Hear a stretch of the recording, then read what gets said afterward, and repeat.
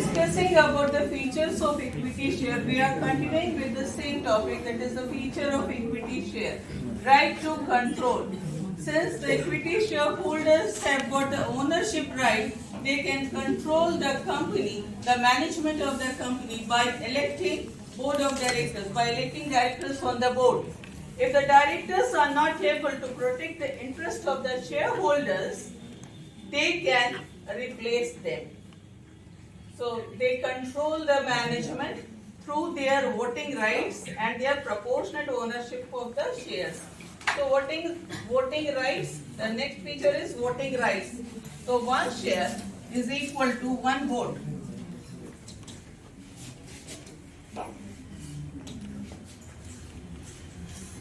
The decisions on the important matters are taken on the basis of voting. So one share is equal to one vote. So what are these important topics? This may be the change in memorandum of association or election of directors. These are important matters affecting the company, and for these things, the decision can be taken on the basis of the voting. Now, preemptive rights. What is the preemptive right? Preemptive right means the proportionate holding of the shares. For example, a company has got 100 shares and I have got 1 share. So my shareholding is 1%. Now the company issues 100 more new shares and now the total number of shares is 200. Out of 200 shares, I have got only 1 share. Therefore, my shareholding will be diluted to 0.5%.